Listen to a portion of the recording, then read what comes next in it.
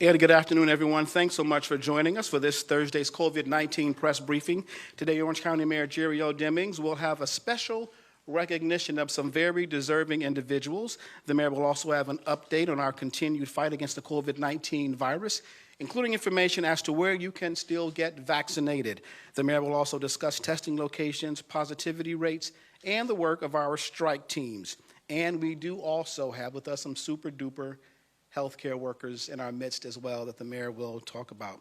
Orlando Mayor Buddy Dyer could not be here with us today. However, epidemiologist Alvina Chu from the Florida Department of Health in Orange County is here, along with Comptroller Phil Diamond with an update on TDT revenue. We begin this press event with Mayor Demings. Mayor? All right, thank you, Dr. Williamson, and thank you to all of you for being here today. As we begin, I'm going to share some platitudes today with various individuals who have assisted us. This is the 131st news briefing that we have done since last year. And so I'm going to begin with recognizing our American Sign Language interpreters who have been by my side each of these 131 news briefings. They continue to play a critical role in informing our hard of hearing residents, and I'm privileged to work alongside them. So in light of yesterday's National Interpreter Appreciation Day, I want to celebrate these talented individuals. So.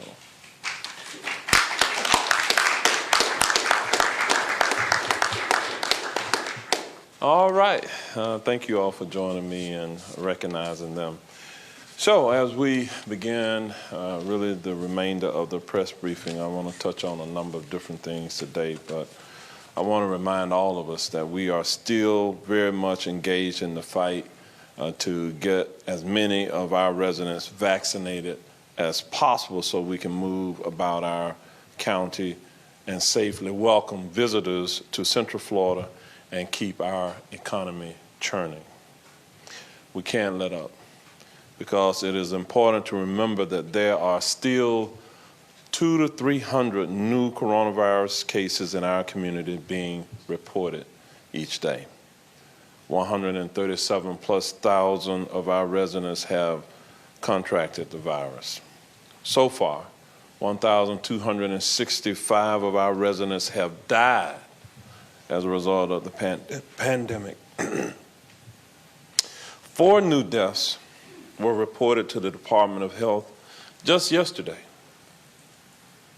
4,500 new infections were reported in Florida yesterday. And 71 more residents died of COVID-19 in our state yesterday. COVID-19 remains a serious public health threat, and it is one we in Orange County have never taken lightly. To the families who lost a loved one to this virus, I want you to know that your family member mattered to me and to this community. We ask that you keep the faith on this National Day of Prayer.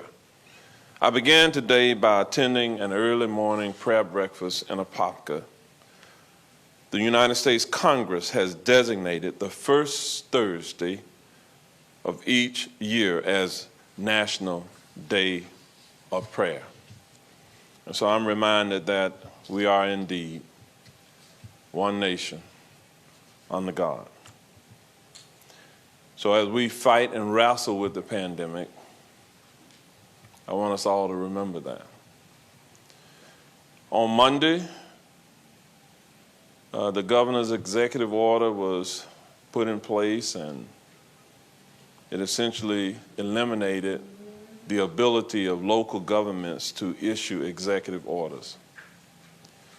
I want to remind you that the sole purpose for our executive orders are to protect the lives of our residents and visitors to Orange County.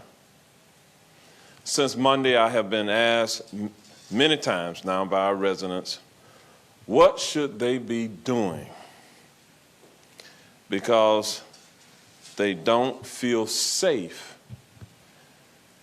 going maskless or being in environments where others are maskless. So I'm offering the following guidance. I am strongly urging all residents and businesses to follow the phased approach I outlined last week.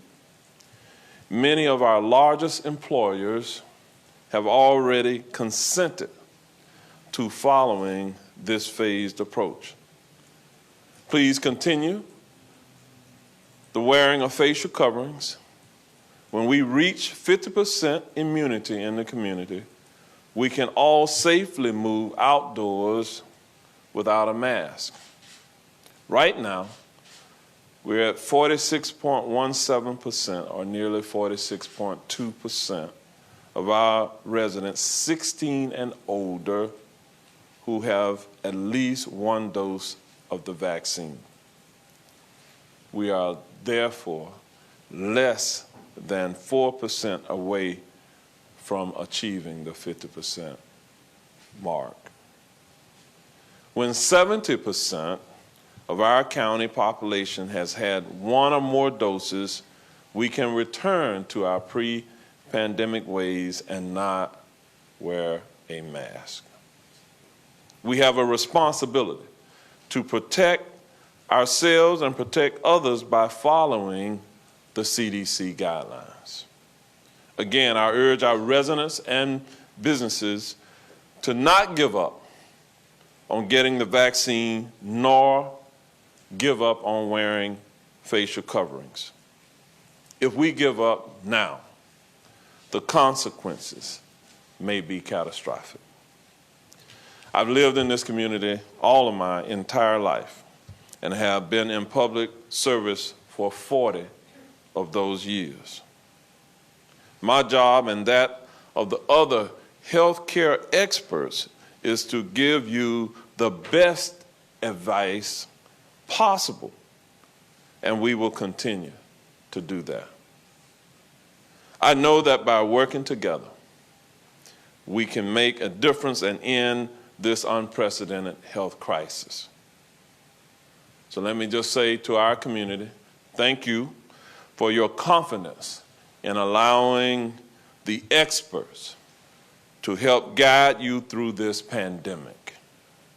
You have listened to me as Chief of Police, as Director of Public Safety, as Sheriff, and now as Mayor. There were some tough times that we had to get through. A number of crises over that 40-year career that I talked about. So I'm just asking the public to continue to do the same thing now. Listen to the guidance that we're giving you to help keep you safe in our community. Since Tuesday, our free walk-up COVID-19 vaccination sites have been open at 4 of our Magic gyms throughout the county. No appointments are needed, and the sites can do up to 1,000 vaccinations of Pfizer per day. The locations are Goldenrod Recreation Center, Meadowwoods Recreation Center, South Econ Recreation Center, West Orange Recreation Center, and we want to let you know that they are open tonight until 7 p.m. Then on Friday through Sunday, between the hours of 9 a.m. to 5 p.m. All of the sites are closed on Mondays. So far, nearly 500 residents have been vaccinated at our 4 sites. The Barnett Park drive-through COVID-19 vaccination lane has been picking up steam. 702 individuals have received a shot over the past 5 days. This site is both pedestrian and bike friendly. You don't have to be in a car, in other words, in order to get vaccinated at the Barnett site. It is open 7 days a week and is run by Orange County Health Services. Barnett Park also continues to offer free drive-through COVID-19 testing through the end of May. Also, if you're searching for a place to get a second Pfizer shot, our Barnett Park location plus the Magic Gyms all offer this free service. Since the start of the pandemic, there have been a reported 138,098 COVID-19 cases reported in Orange County.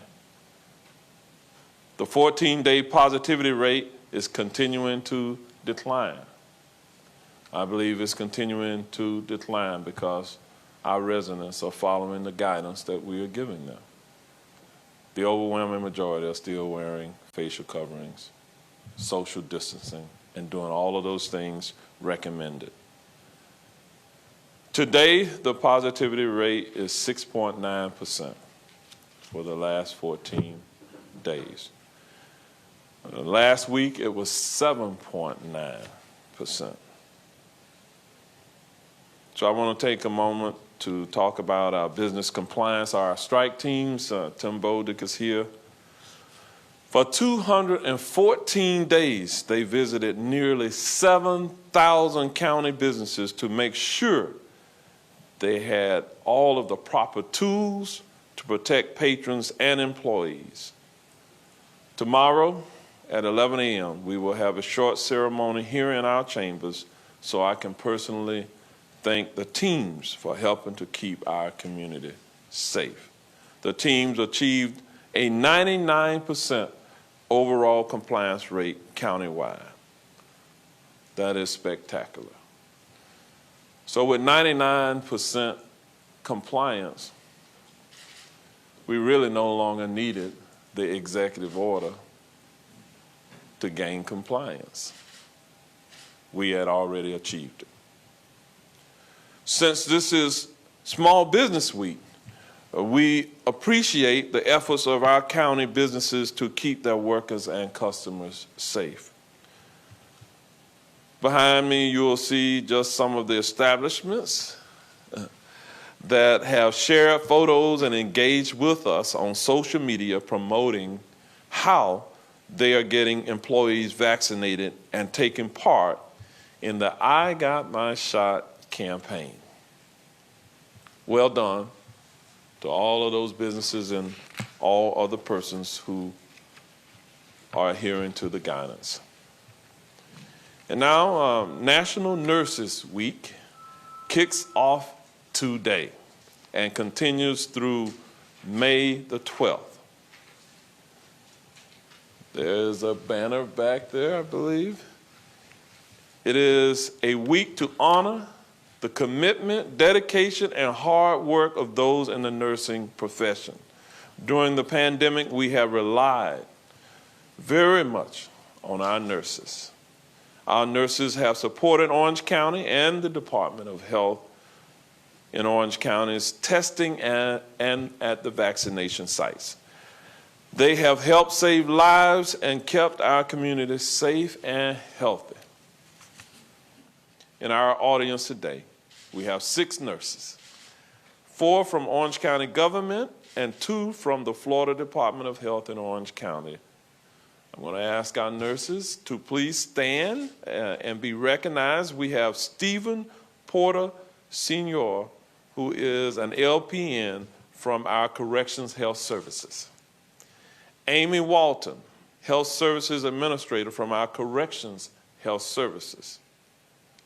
Now, you know, being a nurse is always tough, but in a jail, it's a tough place. Lisa Meredith, RN from our Orange County Medical Clinic. Idalia Anduha from our Orange Medical Clinic. Catherine Carpenter, Community Health Nursing Director from the Department of Health in Orange County. And Joy Bailey, a nurse who also works for the Department of Health in Orange County. Thank you to our nurses for everything that you have done. And at At the end of the press conference, we'll have you come up and we'll take some photographs at that time. So, you may be seated. Thank you. And now, Ms. Alvina Chu, the epidemiologist with the Department of Health in Orange County, will give you an update as well, and she'll be followed by the county controller, Mr. Field Diamond. Thank you, Mayor Demings. As the mayor previously mentioned, we've had 138,098 positive cases reported to us here in Orange County as of today. Our recovery rate is up to 97%, and our 14-day rolling percent positivity rate is down to 6.9%. Unfortunately, we've had 13 additional COVID-19 related deaths reported to us since May 3rd, and we extend our condolences. We would like to let you know, in the spirit of transparency, the state has certified that one of the 13 deaths is in an 18-year-old Orange County resident. The individual had underlying health issues. The age ranges for these recent 13 deaths were 18 to 91 years old with a median age of 62. 7 were female, 6 were male, 7 were black, 1 was other, and 5 were white. 5 were Hispanic and 8 were non-Hispanic. 9 had known underlying health conditions, and 4 had no known underlying health conditions. 1 date of death is from August 2020, and 12 of these dates of death are from April 2021, and none were reported from a long-term care facility address. This particular case, this youngest person that we now have who has recently died, highlights the urgency of individuals for all of us, even those in the younger age groups, to get vaccinated and to stay on guard and continue our pandemic precautions. So we know that there can be severe consequences for those who have underlying health conditions. We do know that young persons can still pass away, and we do know that the COVID-19 vaccines that we have are excellent at preventing severe hospitalization and death. As of May 6th today, since the last time we spoke, we've had a total of 52 additional variant cases reported to us, for a current total since January 1 of 549 variants. We've had, since the last press conference, 44 additional B117 variants, 2 of the B1429 variant, 1 of the B1351 South African variant, and 5 additional of the P1 identified in Brazil travelers. For all of our variant cases, the total age range is 0 to 97 years with a median of 34 years. We've had 5 deaths with variants recorded. 4 were the B117 and 1 was the P1. 5 were known to be hospitalized and 194 were known to not be hospitalized. 13 had known travel, and 189 of these variant cases had no known travel.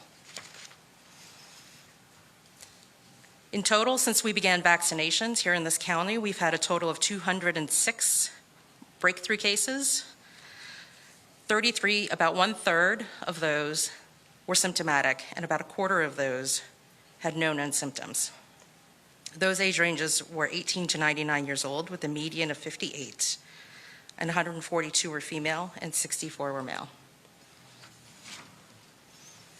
So in regards to the recent information about the deaths and about the variants, which continue to happen and continue to increase in our community, we'd like to continue to encourage individuals who are not vaccinated to protect themselves with the vaccine. So protect yourself from severe hospitalization and potentially death, and also to protect yourself, your loved ones, and your community by practicing the good pandemic precautions so that we can decrease transmission and hopefully move very soon towards pre-pandemic or at least more normalized way of life. We encourage everyone in congregate settings, indoors or outdoors, to continue to wear a mask to protect yourself. And also, I'll just reiterate the pandemic precautions since I do. It's the wearing your mask, watching your distance, and washing your hands.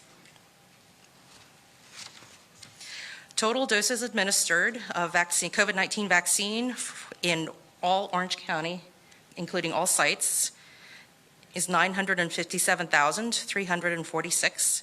This is an increase of 4,615 over the previous day. Orange County residents who are 65 years of age and older with a vaccine series completed, as the mayor had mentioned, is 72.58%. And all residents in Orange County who are 16 years of age and older receiving one or more doses of vaccine, we have 541,404, which is 46.17% of our eligible population.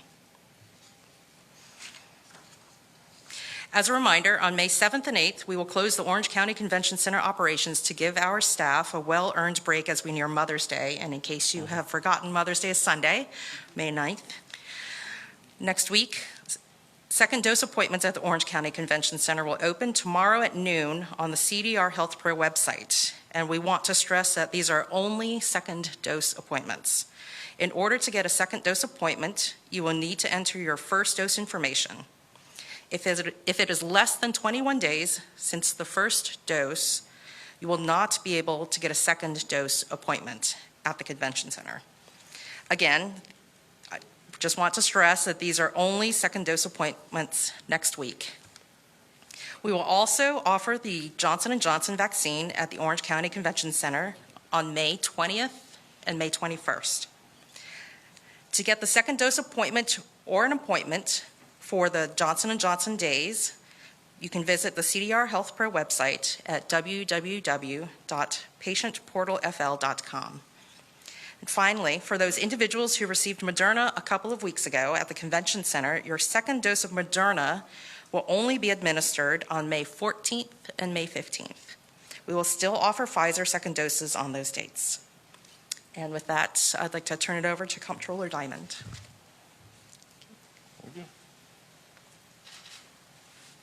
Thank you and good afternoon. Before I give my report, I would also like to express my gratitude to all the nurses. You really have done a tremendous job, and I feel like I know a lot about the nursing profession. My mother was a nurse as a single mother raising my brother and me, and I'm well aware of the sacrifices and commitment that come with the territory. So thank you to all of you, and let me be the first to say Happy Mother's Day to everybody out there, all the mothers, grandmothers, and everyone else that helps take care of their families. Good afternoon, and it is a good afternoon indeed. March 2021 TDT collections were $17.6 million. That's about a 27% increase over last March. That is the first increase in TDT collections since the beginning of the pandemic on a year-over-year basis. So that is really good news. Month over month, March collections were higher than February collections by about $7.3 million, or 70% since last month. And obviously all of this is very positive news, very good news for all those people who rely on the tourism industry for their jobs and for their livelihoods. However, even though the news is very good this month, the percentage comparisons are very good, very high.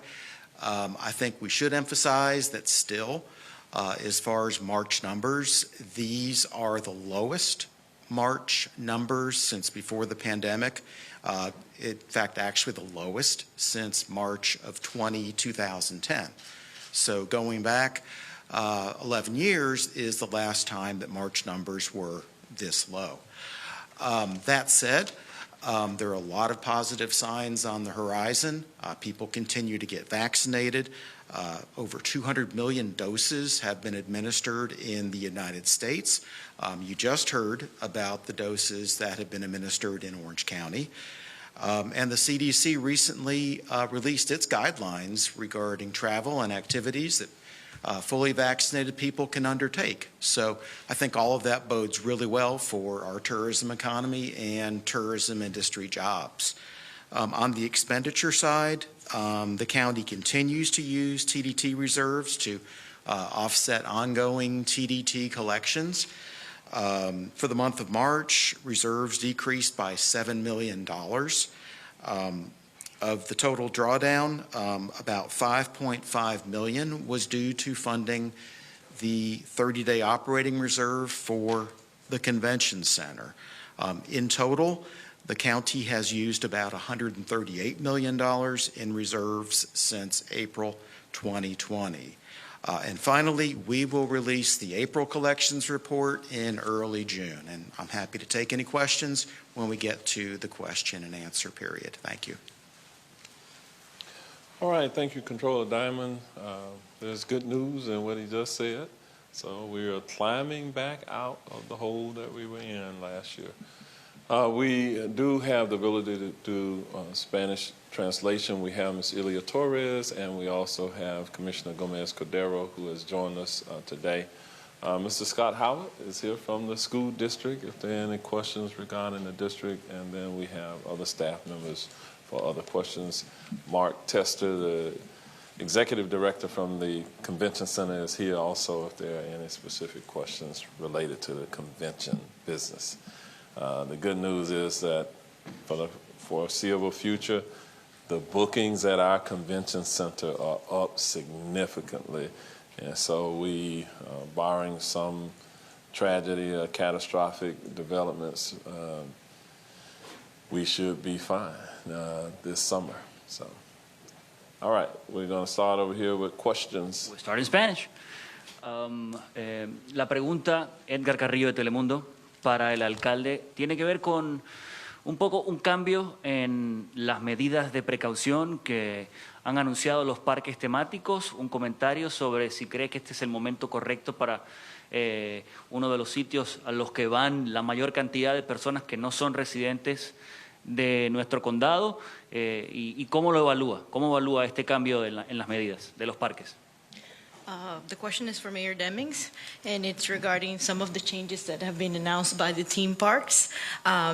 Right now, at the moment, it's where most of the people visit from out of town, not locally. So how do you receive those changes? The feedback I have received from the theme parks at this time is that they will generally follow the phasing that I talked about earlier. They will continue to require the social distancing.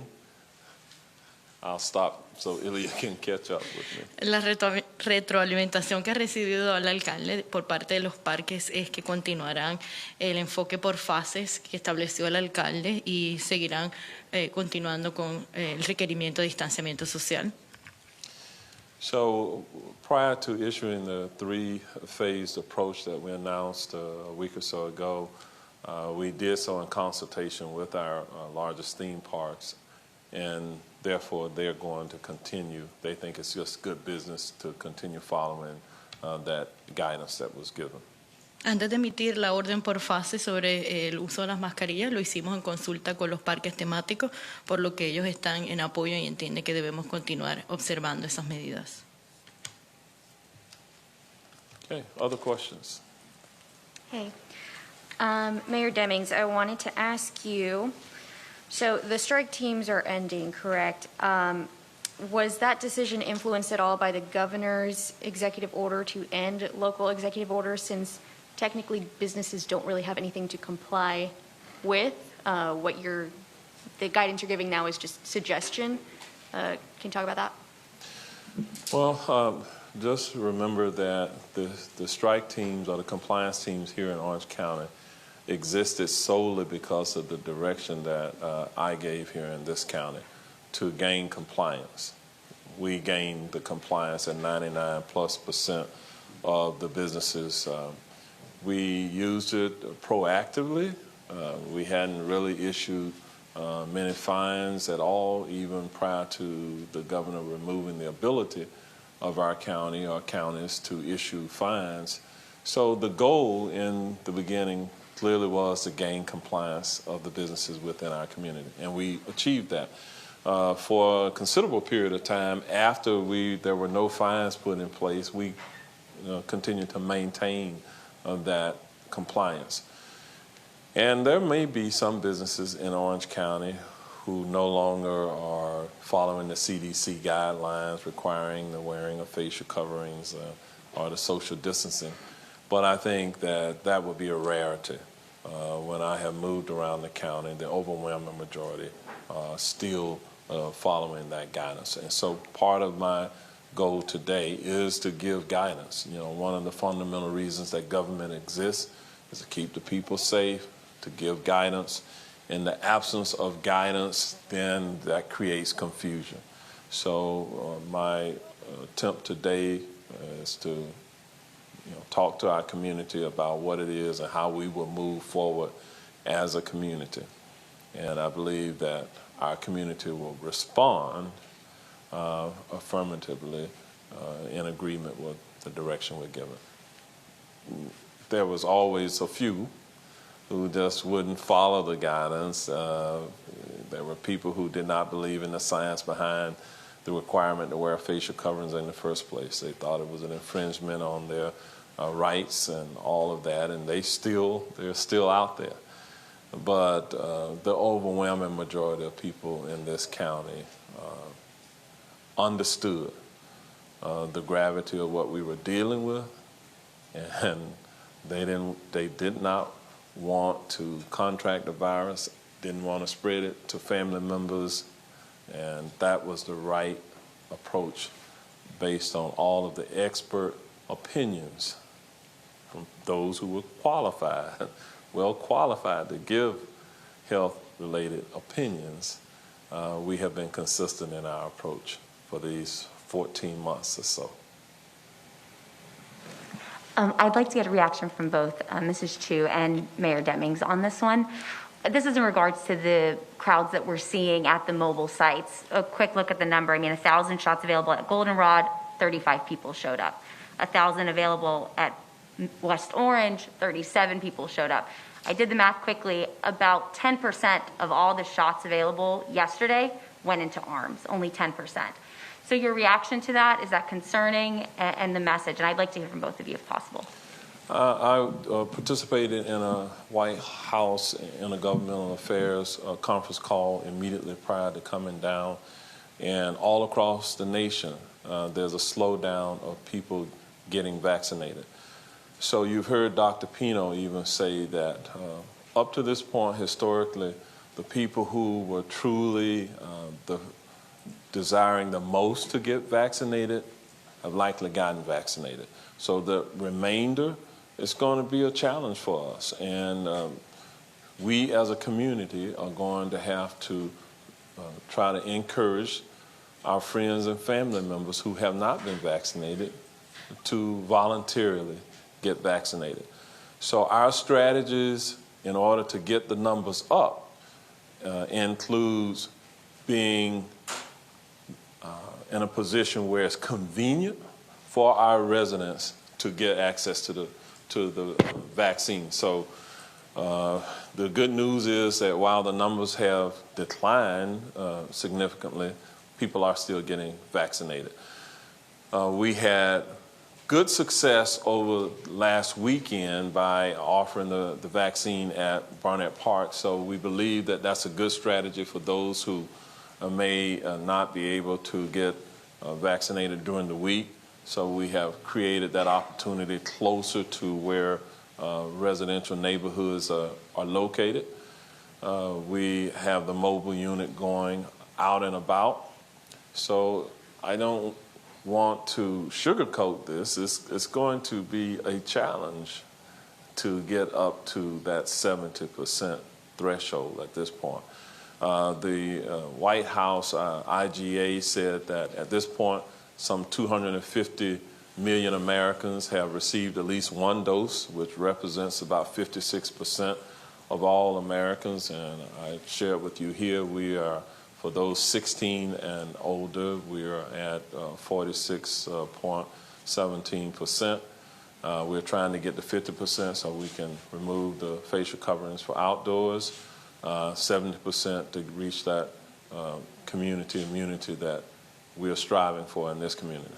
We will not get there without everybody's help to get there. So we still have a ways to go.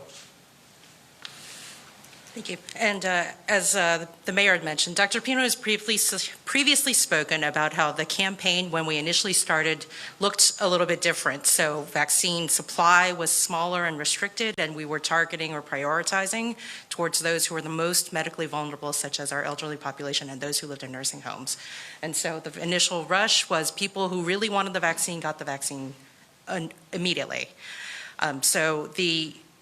You would refer to the magic number or the target goal. So even if we don't reach that, we are striving towards it, but every person that we remove from the susceptible pool helps us get a handle on the pandemic.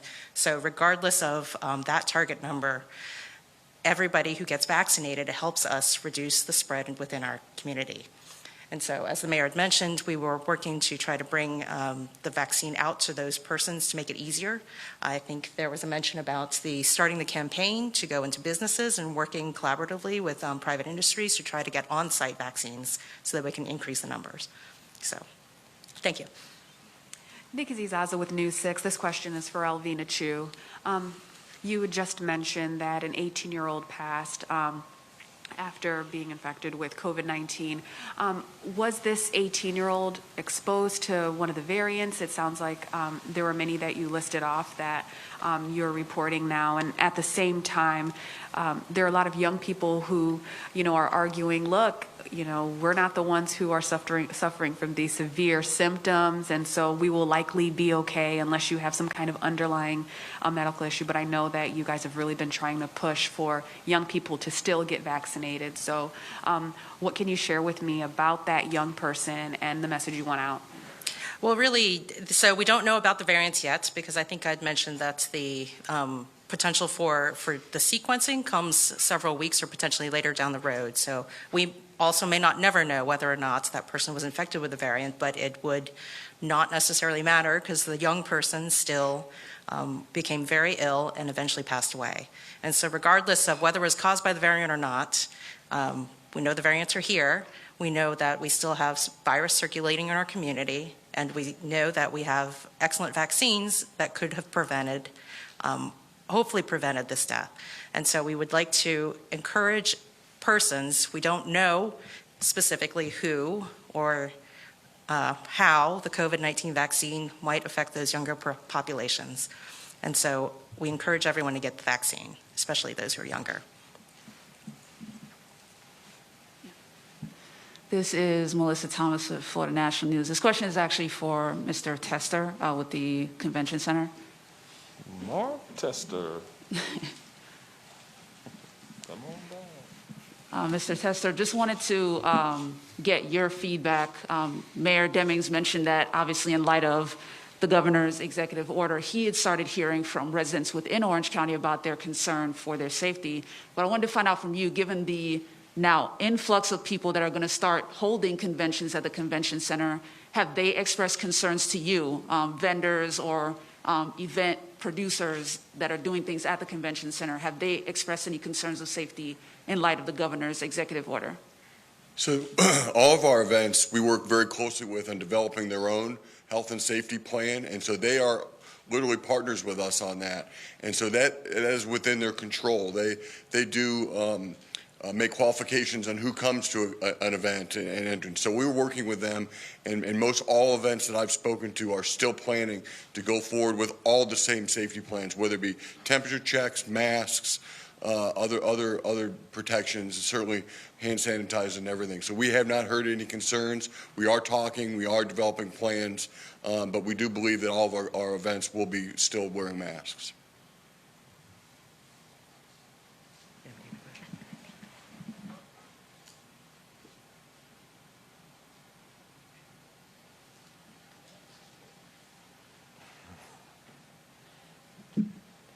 Lauren Seabrook, Channel 9. Alvina, my question's for you. I wanted to see if you could share with us maybe what the response has been from the businesses and even small groups of people who are requesting to have the mobile unit come to them, if you've seen a lot of interest in that or if it has been low. I think it's been well received where the mobile units have gone. I'm actually not the best person to answer that question. So I can have Dr. Pino try to address that about the vaccine operations side.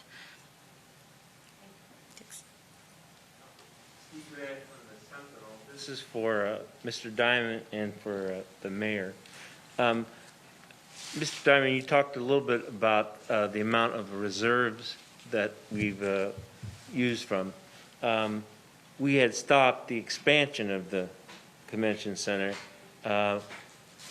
What would have happened if we had, if you could offer an opinion for that? And for Mr. Mayor, is there any plan to resurrect, as things are coming back, resurrect the expansion? Well, I'll take the first stab at it. There's no, there's no immediate plan to resurrect the expansion. We will have to see significant increases in our TDT revenues in order to do that. So, you know, at one point pre-pandemic, we were seeing $30+ million coming in on a monthly basis, and we're at 17.6, relatively speaking, for the last 12 months. That's not bad. That's the best it's been. The good news is we have a number of shows and other things. Our leisure business is picking back up here in the community based upon feedback I'm receiving from our hoteliers. People are traveling, and our international travel is not back yet, but domestic travel, we see we're leading the nation almost every day in terms of air passenger travel numbers that's taken by the TSA.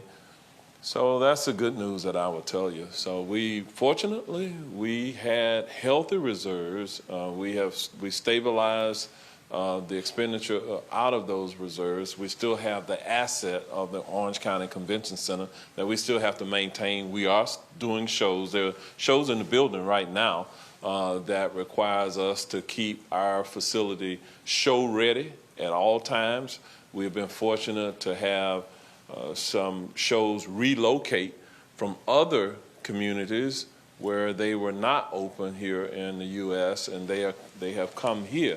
So we have had the right look at the right time.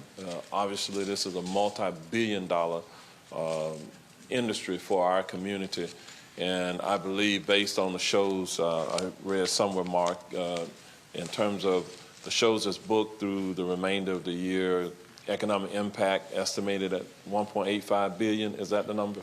$1.85 billion worth of economic impact on those shows for the remainder of this year. So that's really good news, because that keeps people working here within our community. It allows us, as the revenues increase, to not have to go into reserves. So the public policy decisions that were made, the operational decisions that were made early on, has allowed us to be in this position where we are now. So I'll turn it over to the controller.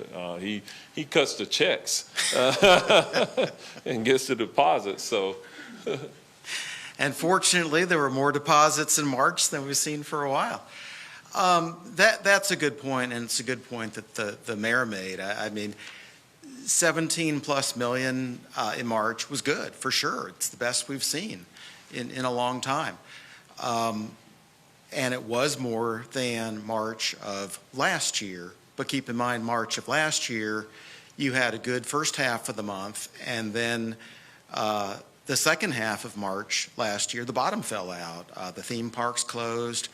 The word about COVID got out all of a sudden. I think the NBA shut down, and life as we knew it came to a close. The year before that, it was 31 million, like the mayor said. So, comparing our 17 million to 13 million, sure, that's a lot better. But comparing our 17 million to 31 million, that's worse. And like I said, I mean, it's the worst March that we've had, other than last year, since 2010. Where would we have been, Steve, I think was your question? I think we would have been hurting. We've spent $140 million, and I don't know that there's another community in the country that could have done that. We started out from a strong place, which was great. It was great that we had healthy reserves, but it's a huge hit. And, The fact that we had those reserves kept our bond ratings from being cut when other governments, other local governments around the country saw their bond ratings get cut. I think if we hadn't had the reserves, our bond rating would have been cut, no question about it. And I think the mayor's decision last year to stop the convention center projects was the right one from a financial standpoint. I can't imagine where we would be at this point. We have, not to get too technical, but, we have to keep a certain amount of money in the bank to pay our bonds, the mortgage, if you will. We have to keep a certain amount of money in the bank to make sure that if a hurricane took the roof off the convention center, we'd have money to replace it. Once you get past those two amounts, I think we've got $40 million left. So it's a lot of money on one hand, but when you have months where you've had $30 million hits on your reserves, it doesn't look so large anymore. So, I think the message is we should be thankful that we had so much in reserves last year. It allowed us to continue. It allowed us to pay our bills. It allowed us to maintain what we had to maintain as far as the convention center and paying our debts. But I think the impact of taking anything else on would have been huge. There's no question about it. Okay. Mayor Demings, I have two questions. The first is for Alvina Chu. Ms. Chu, the question comes from Alexa with WFTV, and her question is, the Pfizer vaccine for use on children 12 to 15, what is in the works to make the shot available to them, and are you working on pods with the schools? I think that might be a joint question between us and perhaps OCPS, but we have been in consultation constantly with OCPS. The several high school sites that were opened recently were we think, very successful in bringing the vaccine to the community.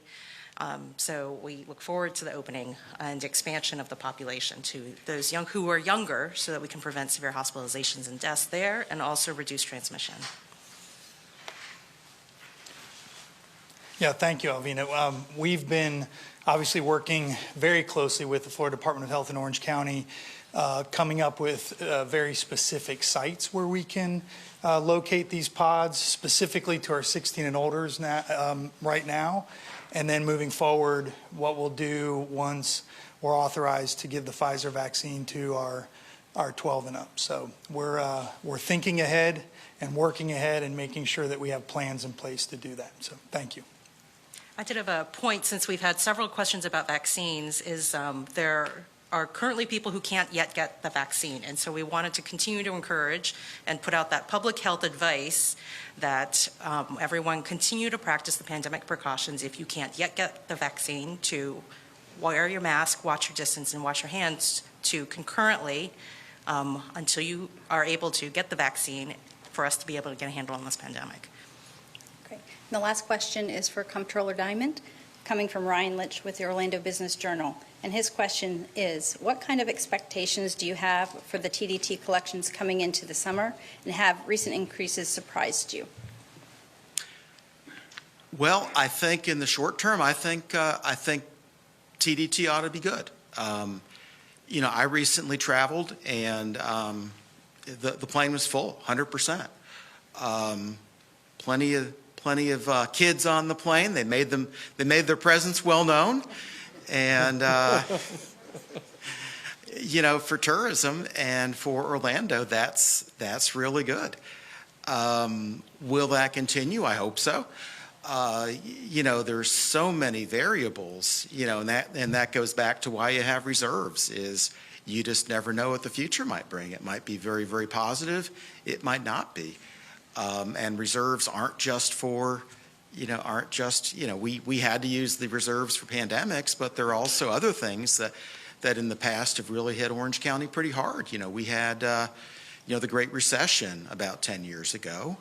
We had 9/11 about 20 years ago. And hopefully nothing like that ever happens again or doesn't happen again in our lifetimes. But, you never know about the future. We do think it looks very good in the short term, and then hopefully over the longer term, it continues to look good. And, we continue to be hopeful. And in the meantime, we're going to do everything we can to make sure we have reserves for important things. That's why you have reserves. And, but hopefully that won't be an issue for a long time. The only thing I add there is we were not alone. Every community around America, around the world, experienced the same thing we were. So in terms of the competitive market that we work within, we're as good as anyone, probably better than most. So with that, this concludes this press briefing. The next press briefing is scheduled for Monday at 4:30, May the 10th, 4:30. See you all then. Have a great weekend.